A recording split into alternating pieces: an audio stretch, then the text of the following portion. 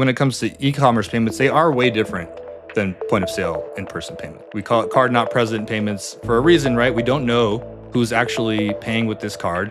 The risk vector is completely different. The liability for fraud shifts to the merchant of the marketplace. Welcome back to Fintech Layer Cake, where we uncover secret recipes and practical insights from fintech leaders and experts. I'm your host, Reggie Young, Chief of Staff at Lithic. On today's episode, I chat with Drew Edmond, a partner at Glenbrook Partners, which is the payments industry's go-to consulting and education firm.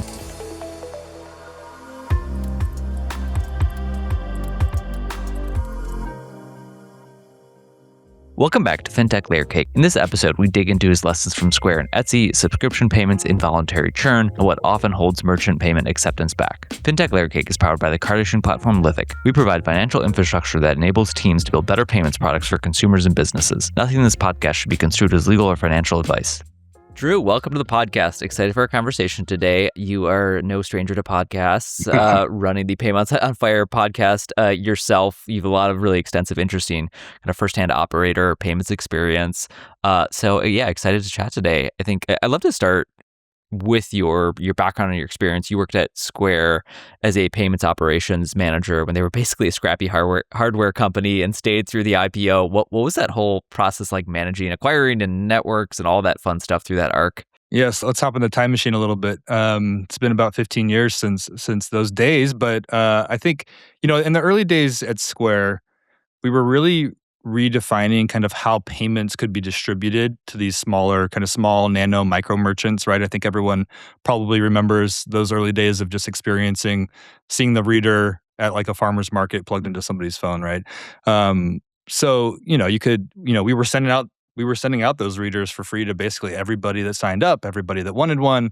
You could download the app and start taking payments on your phone in like a minute. Like that was really crazy. And the reason that was innovative was because the process historically was that you had to go to your bank and fill out a ton of paperwork, and then that would go to a manual underwriting queue, and it would take weeks before you could even start taking payments. And realistically, back then, it wasn't even economical for the banks to really be going after these really small merchants, just because of the amount of effort that it took to get somebody up and running and the amount of volume that they would expect those merchants to have.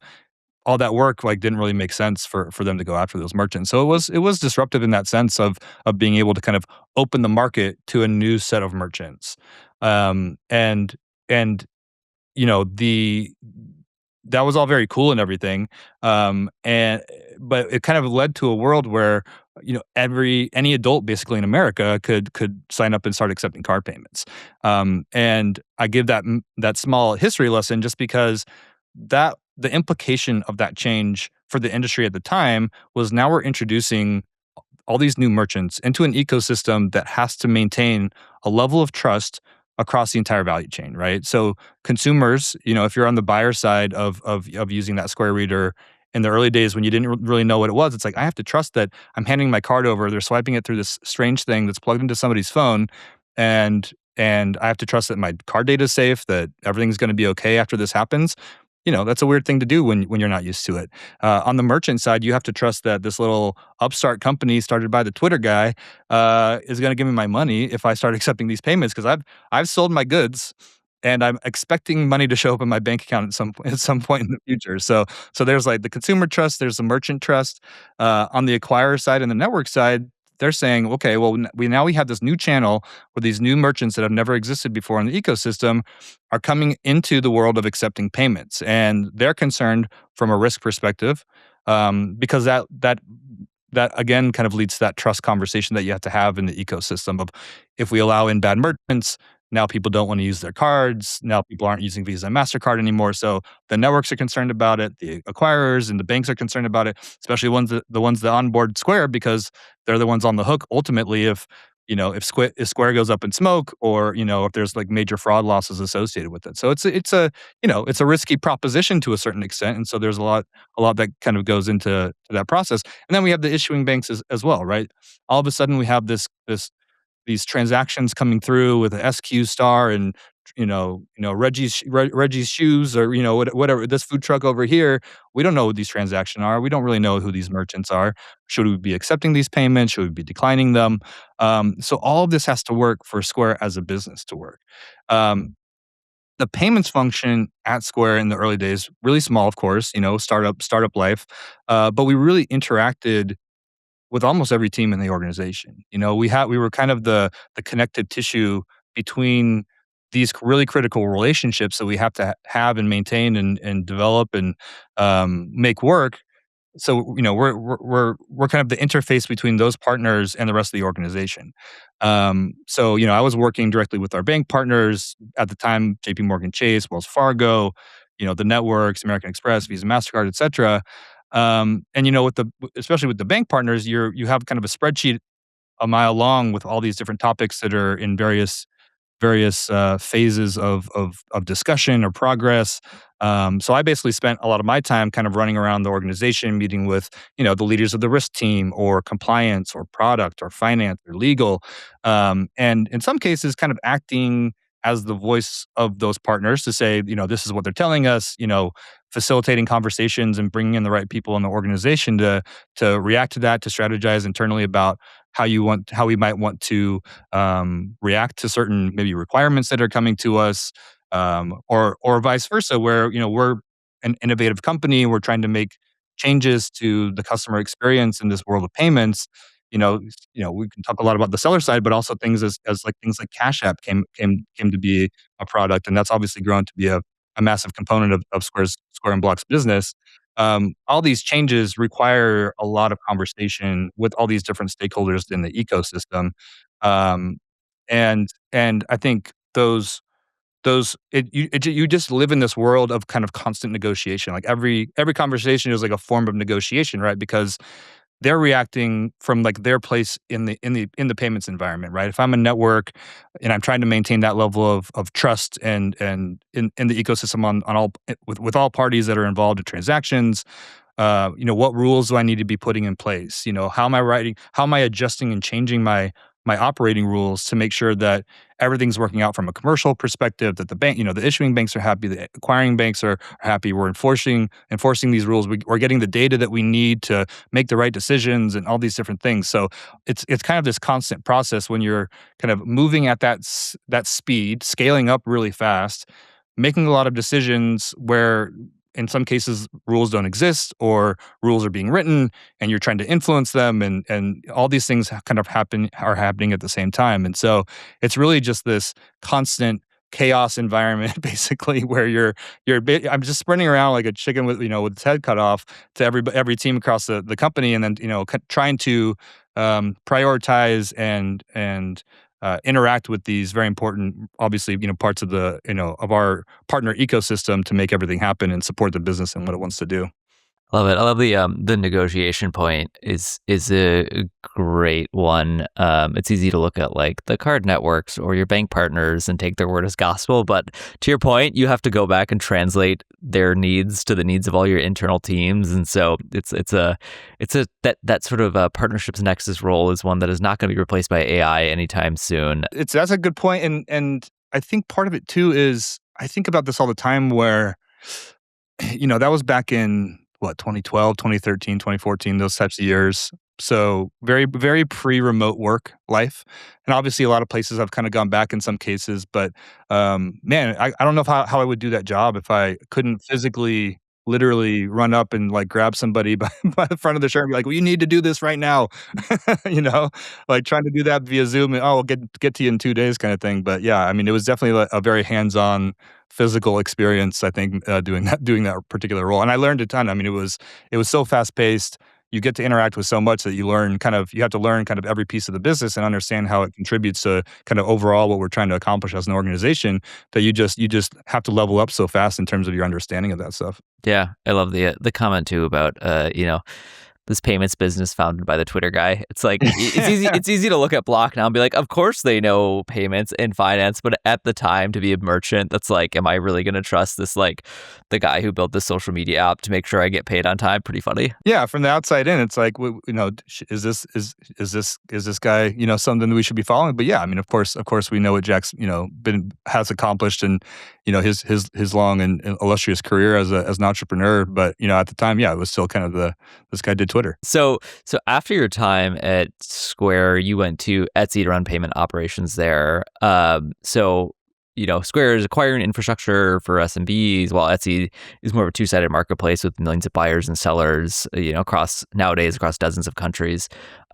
How does your mental model for payments change? Like, I have to imagine it's just a different set of questions and problems and considerations. How did your mental model update based on your mental model payments update based on your Etsy experience? There are actually a lot of fundamental kind of similarities between a marketplace and a payment facilitator. So there are basically three key components to what you have to nail to kind of do a really good job for both of those business models. The first is onboarding, right? So in both cases, you really have to get very good at getting sellers onto your platform.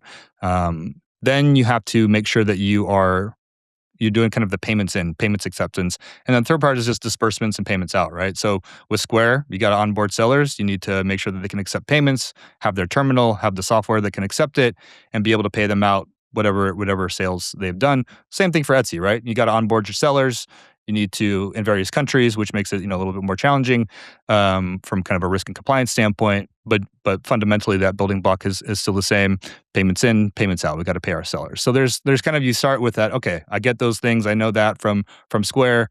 Now, what are the differences, right? I think the key differences at Etsy were basically twofold. One is that Etsy is an e-commerce platform, right? Fundamentally, e-commerce rather than in-person payment, which Square focuses on primarily. And the other, like you said, they're massively global, right? I think at this point it's like 230 plus countries or something that Etsy has sellers in, which is crazy. I mean, that's a huge number. And I think on the first point, when it comes to e-commerce payments, they are way different than point of sale in-person payments, right? I mean, we call it card not present payments for a reason, right? We don't know who's actually paying with this card. The risk vector is completely different. The liability for fraud, right, shifts to the merchant of the marketplace, away from the issuing bank for card present transactions. So we have a completely different mindset when it comes to risk controls and what those impacts have on things like conversion. What level of risk am I comfortable with? What controls do I need to put in place to manage that risk? What do those controls do from a conversion standpoint? If I have, if those controls are too tight and I'm just hurting sales, they're too loose and my chargeback numbers go up and I have to worry about VAMP and all these different kind of elements that come into it. And then even the customer experience, right? Card present, we're all familiar with walking up, tap, dip, swipe, whatever you're doing with your phone or your card to make a payment in person. Online, it's like you can create whatever experience you want, right? To say from beginning to end, this is when this is that payment experience that you want. And so you have, in some cases, in some cases, massive teams dedicated to crafting and evolving that experience of how many pages they're going through. What does it look like? What do I have on that page? What am I communicating to them? What fields am I collecting at the time of transaction? Again, all in the spirit of conversion and trying to make that sale in the way that you think is best. So it's just a different mindset, in terms of what you have to think about from an e-commerce standpoint. And of course, the marketplace layer adds on kind of beyond just like a pure kind of retailer merchant experience to, well, we're doing this on behalf of thousands, millions of merchants, whatever it might be. When you're a global business, there are, of course, different payment methods that people like to use in every single country. So you have to be aware of them. You have to understand what payment methods make sense for your business type, what the customer experience is for that payment method, what's the integration effort to enable that payment method. Do my providers even offer that payment method in the first place? How does it differ from on one provider versus another provider? And do I have to make back-end changes to support that? What are the implications from a risk perspective? If I use something like SEPA in Europe that has pretty consumer-friendly kind of refund policies, is that the right type of payment method that I should be expecting or accepting? So you have to really think about all the different implications of these payment methods. What's the data that's coming back? Is my data warehouse prepared for these fields? The cost implications. Like, there's so many questions that come. Like, I could keep going for a long time. And this is why payment methods as a topic are something that global businesses have to think about all the time. Yep. Because one, they don't stay static. There's new ones that are evolving, and then underneath that, kind of consumer behavior shifts and it depends on your underlying customer demographics on kind of what they're doing, what they want to do. Do I add something like installment payments and buy now, pay later?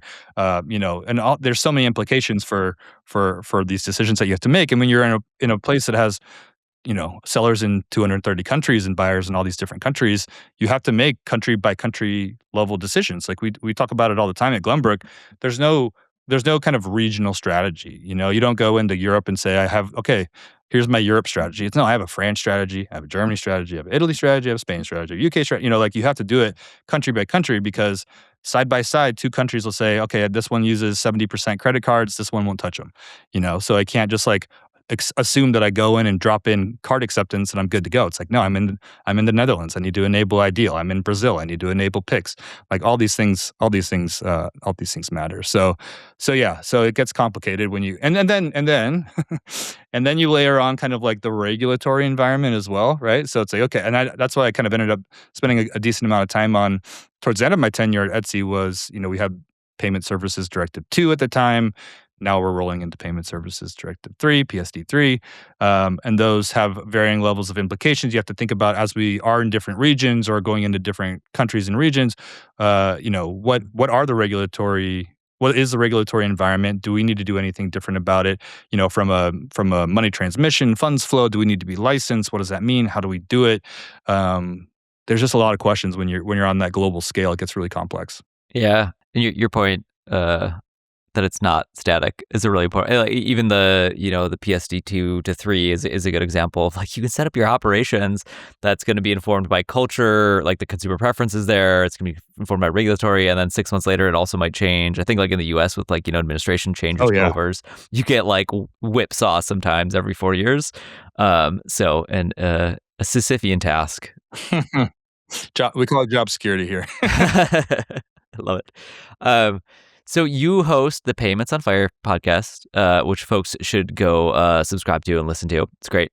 You've also run a whole series on payment optimization, look at things like auth rates, merchant record models, real-time merchant intelligence, all that sort of fun stuff. After all your conversations on payment optimization, what's the sort of like one or two top optimization levers that you think most merchants still underinvest in?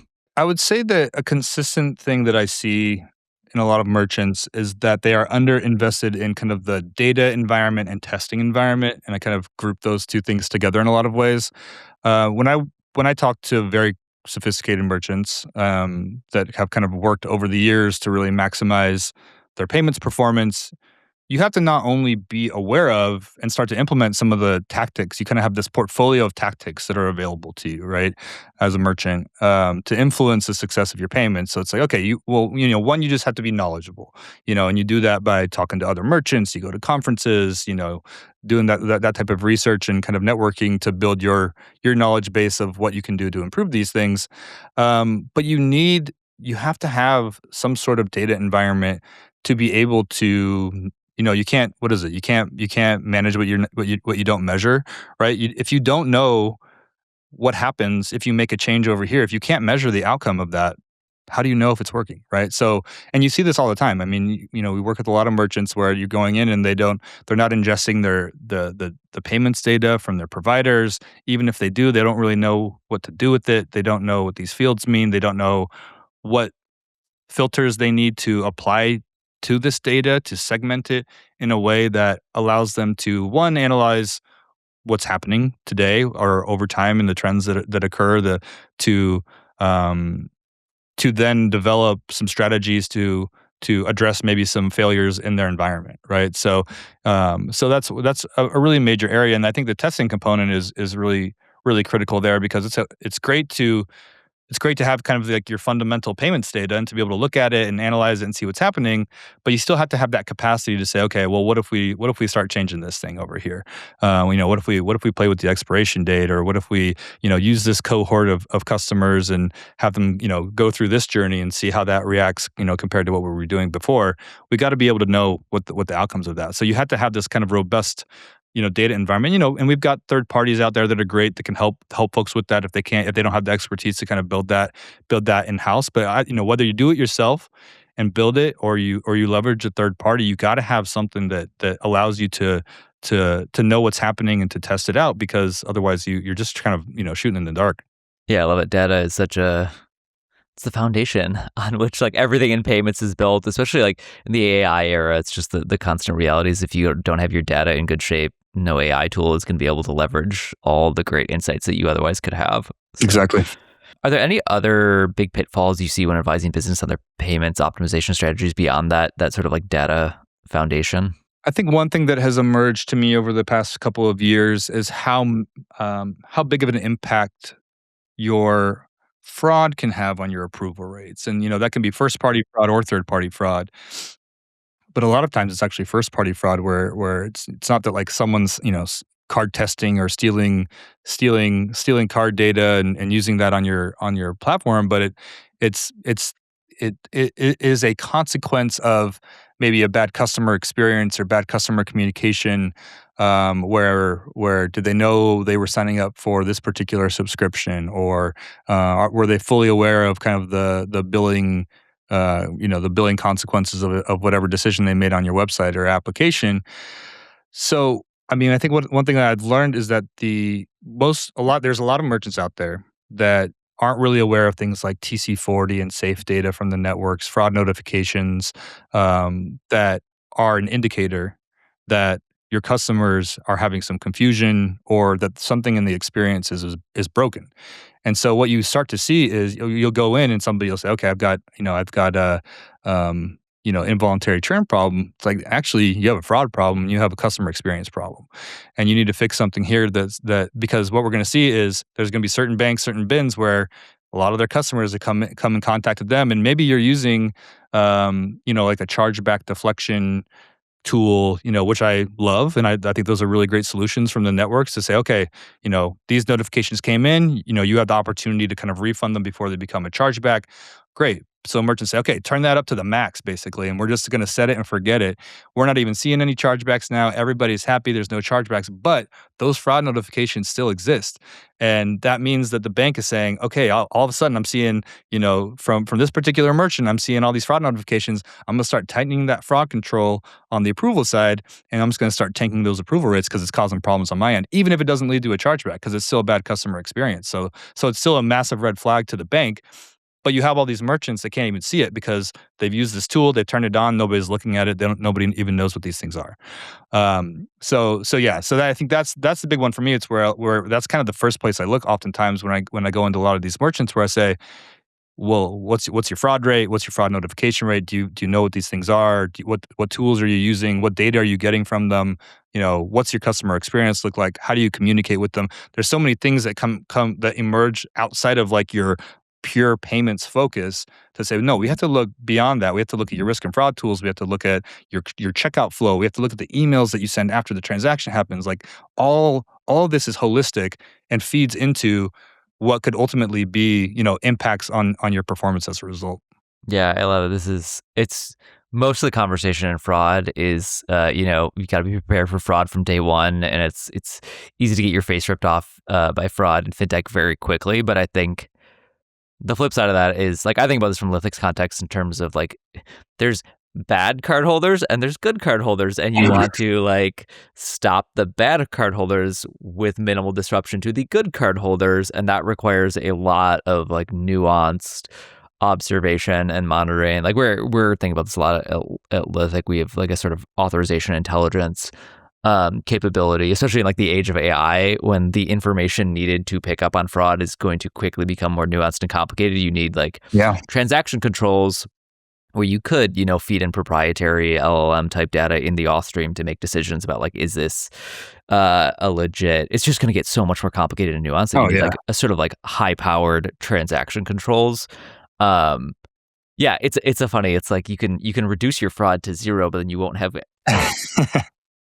Then you have no money. Yeah. Right. It's like Patrick McKenzie's talked a bunch on his blog, but like, the optimal amount of fraud is not zero. Like there is reality of that, because if you reduce your fraud too much, then you're disrupting good account holders, card holders. So it's a tough problem, a never ending problem. Absolutely. And like there's good card holders, there's bad card holders, and there's confused card holders, and so you got to help them out too. Like you have to do your job as a merchant to communicate effectively, or else, people are going to go to the, it's getting easier and easier, right, for people to go and, go do a chargeback, it's a lot of people just default to that if they're like, well, I don't know what this is, or I didn't think I signed up for this, or whatever it might be. Like the default is a chargeback now, rather than going back to the merchant and being like, hey, can you help me out with this, right? Because it's just right there. It's easy. I can call my bank or I can go through my app and do it. So you have to be much more proactive about understanding the outputs that you're seeing in the data and then fixing the inputs on the kind of the customer experience side to fix it. I'd love to chat a little bit about subscription payments because I know that's an area of payments you know very well. It's kind of one of your a practice that you've built out a bit. Walk me through what typical areas of advising on subscription payments. I think both from like the regulatory, like one click to cancel, sort of Yeah. like it's simple stuff it's important stuff on the regulatory front. But I think you've Mhm. gotten a lot deeper on subscription payments than I have awareness. I'd love to dig into that. What are the sorts of pitfalls that you help Yeah. folks navigate on subscription side? Yeah, so as I've kind of, it started small where it was, we still do a lot of work where we go in kind of soup to nuts, talking to merchants and helping them with a variety of components of their strategy. But as the subscription economy grew, just the touch points I had with businesses that had recurring payments or subscription business lines grew as well. And so we all experience it from a consumer standpoint. Like we feel it in terms of, oh, how many streaming services do I use, and how many, there's so many at this point. Like so much of our of our money going out is on this kind of recurring method. And in some cases that's great. It's just that's the reality of kind of the services that we're choosing to sign up for, and there's pros and cons to it, of course. But because of that, I think it kind of emerged that it is this kind of subset of the payments ecosystem that has its own kind of unique attributes. And so now when I go in and I'm trying to figure out and try to help folks kind of optimize that whole environment for their world, I look at several different angles. So the first one I've already touched on, which is data and testing. So I won't dive super deep into that because we've gone pretty deep into it, but make sure you have that foundation. You call it a foundation. That's the perfect word for it, because without everything else, what are we doing here? So oftentimes I very much front load that. When I go in with a merchant and work with them, doing one right now, where it's like we got to build this thing from scratch. We got to get the payments data in. We're working with the billing engine. We're doing all these things to make sure that they have it set up in the way that we can actually perform the analyses that we want to perform to understand what's happening under the hood, and then to start testing and kind of enable them for the future world infinitely, as long as they are a business, that they'll be testing things out as things change. So kind of setting them up for success, but also allowing us to be able to do those analyses. Then we have the product environment, which I've also touched on, which is we need to understand the customer experience here, because you may not think it's like, directly affecting what happens on that payment or what's happening on a future recurring payment, but it does, right? Because we know that checkout flow, if it's leading to confusion and it's leading to those fraud notifications, and then the bank is starting to decline more and more transactions, that means you're actually actively harming future payments in the future that we're trying to solve for today, right? So the product piece is so important, as we talked about. The third is like where I started, which was the payments environment. So when I first started doing this, I was kind of narrowly focused on, all right, let's look at the basic stuff and make sure we have kind of this list of tactics that we can use, and make sure that we're just following best practices as it applies to my business. Everyone's a little bit unique in terms of maybe if you want to use something, how you want to configure it, those types of things. But network tokens, account updater, the 3D secure if you're a global business. Like, do we have the building blocks and then just the normal stuff that is available to us in place today? And are we using it in such a way that is going to lead to good performance, low fraud, all the things that we like. So the payments environment is, of course, a critical component, and we have to get that right. What's your configurations like with your PSPs? Do we have kind of every box checked, and this thing tweaked to the right level and that type of thing. Then the risk and fraud environment, right? What are the risk and fraud tools? Again, kind of configurations associated with that. There's levels of variability in your risk appetite as an enterprise, and how you might want to approach it. What are the best tools for your business? What do you even have available to you depending on your set of providers? Are you using a billing engine? Are you using something proprietary internally? Are you going out and using your PSP's fraud tools? Are you going to use a third party fraud tool to bring it in? So you kind of have to build this ecosystem, this kind of vendor strategy, architecture strategy that fits what you're trying to accomplish, and kind of allows you to find that tension line between too much fraud and too little fraud and conversion and those types of things. And finally, the last angle that I look at are like external forces. So what's happening today that are influencing you as a business, some of which you have control over, some of which you just don't. Like the reality is, something like the macroeconomic conditions in various countries, right? Are we in a period of time where banks are, limiting credit or even canceling people's credit cards? Are we going through a recession and people don't have as much money as they used to, and we're going to see more involuntary churn and or insufficient funds, I should say. Um, all these there's network rule changes. There's just fundamental consumer behavioral shifts and introduction of new technologies. And there's all these things that you kind of have to be aware of. Like, you and I, we think about these things that are happening in the payments ecosystem all the time because we live in it. But a lot of times you have smaller teams or people that aren't dedicated payments folks that are trying to run these businesses. It's in some cases where they're like, I'm not paying attention to any of these things. I'm not looking at the April and October release for what Visa said about this and like the regulatory change that happened in this. Like, there's so much to keep track of. It's hard. It's even hard for us that are in it every day and trying to keep track of everything that changes because there's just so much. So trying to pull in and say, okay, I keep track of this for you. Here's basically a report of all the things going on in the world, and here's how you have to think about it when you see things in the news and how it might apply to you. You have to like layer that into now that I have this data environment, now that I know my metrics, how might I think this new thing that I just learned about, how is that going to affect all these different metrics or one of these different metrics that I need to be aware of so that I can then kind of communicate it up to leadership or make a change or talk to my PSP or add a new payment method. So it's like you have to constantly be immersed in the miasma of payments to be able to like really truly optimize it. I love the phrase miasma of payments. It's a very very very good phrase to describe it. It's funny. This is if there's like one thing I've learned in about 4.5 years at Lithic is just like the insanity of the importance of the networks and their like product update. Like I had no appreciation. It's just like, oh, this is my Visa or MasterCard or card, and it just like works. And there are these networks that they have this. Yeah, you don't think about it at all. Right. What you don't think about is like, no, the card networks are products and they ship product releases and like you have to stay up to date. And like, that's why you end up working with, an issuer processor acquire whatever, wherever you sit in the business. It's like, it's wildly like if folks have never opened up MasterCard's or Visa's rules, like just Google their public rule set. They're like 500 pages long. And that's only like the public facing. Longer. Yeah, that's only like the public facing stuff. There's a lot of like, oh, you want to get into this product. There's some like, you have to have a relationship with Visa to get access to those sorts of all the rules that apply to that. Like it is wildly insane. So there's a miasma there. Yeah. I did when I was at Square. There was somebody I worked with that had read the entire Visa operating rules cover to cover. It was about 900 pages at the time or something like that. Insane.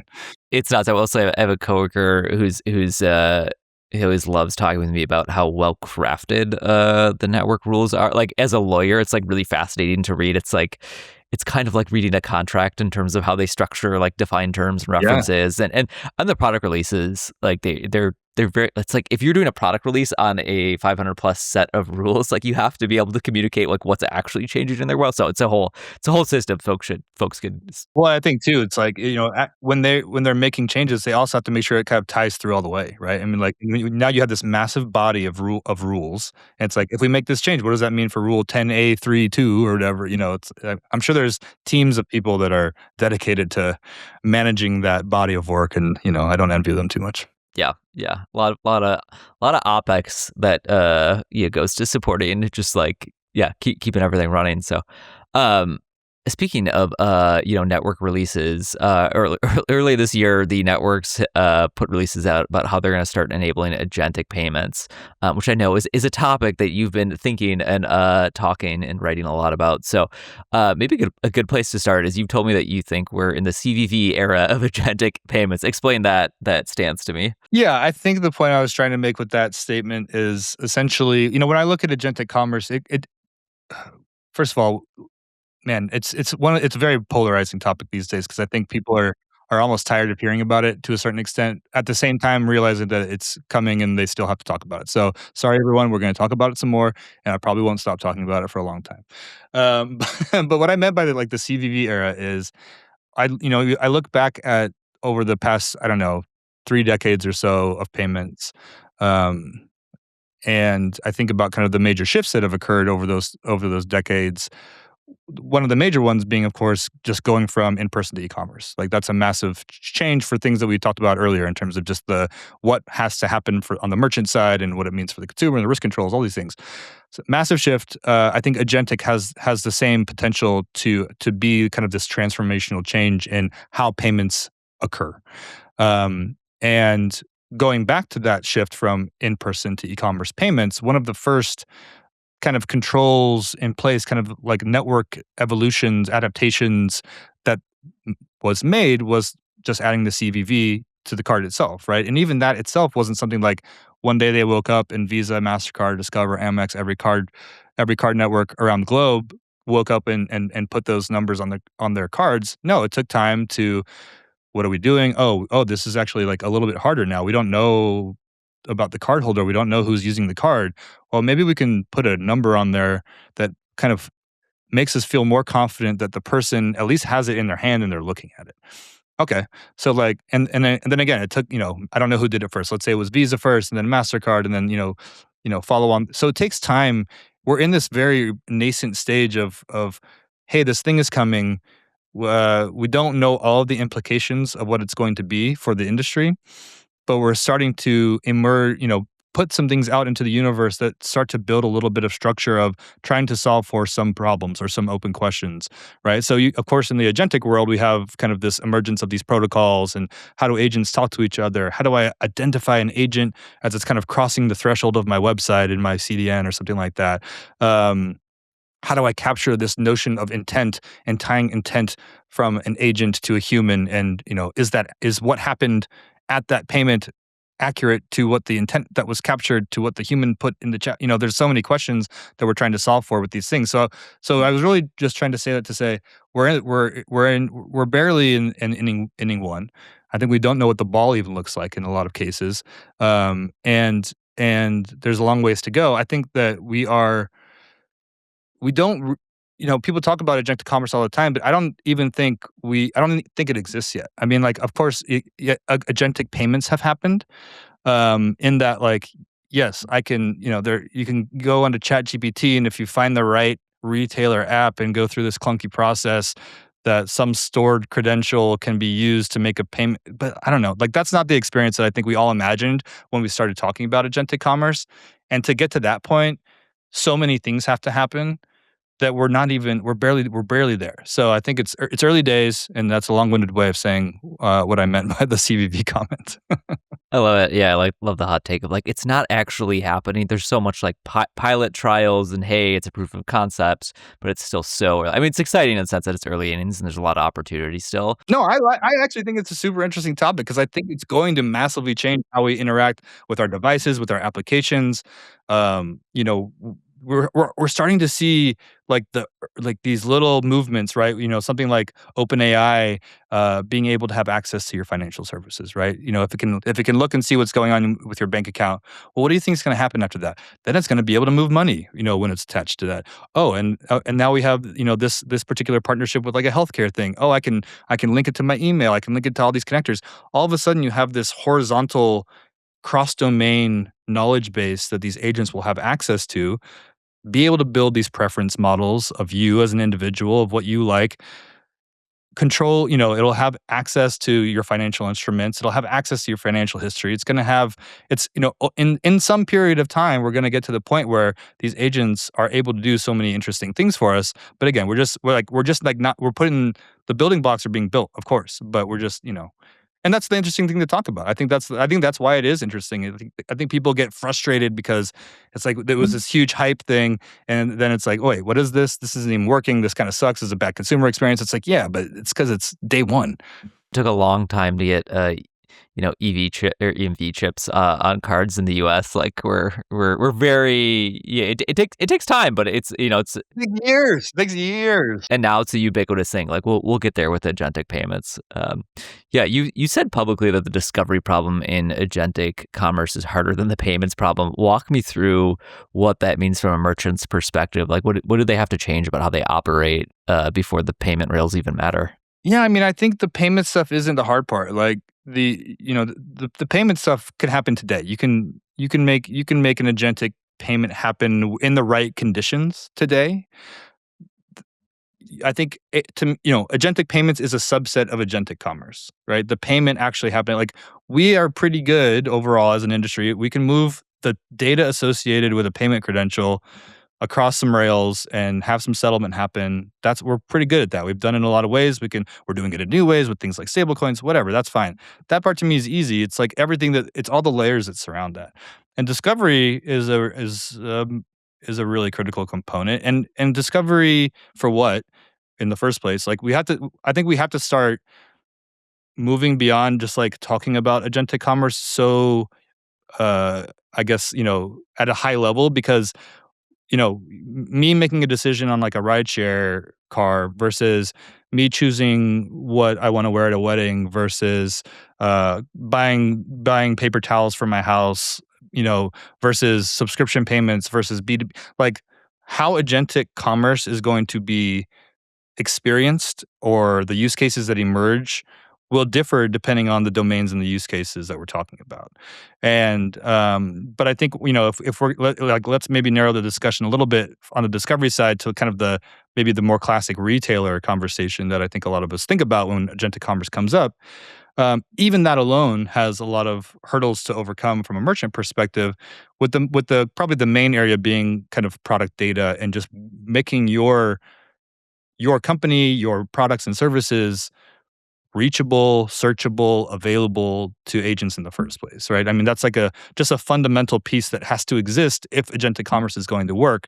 And so I think, looking at a report that came out recently, it's like we're very far away from that. I mean, there's definitely merchants that are working on it, some that are much further ahead than others, some that haven't even started, some that haven't even thought about it, right? So, and we're talking about millions and millions and millions of merchants ultimately. Like, of course, there's a heavy concentration in certain retailers that, the Walmarts and the Amazon, they spend a lot of time thinking about this, right? We've seen like the Walmarts of the world, working really closely with OpenAI and trying to kind of continue to iterate on what that experience should look like. Amazon has a very different structure in terms of kind of their vertical approach to trying to own the entire process and what they're doing with Alexa for shopping. But you still have this massive, massive long tail that's always going to exist in the world.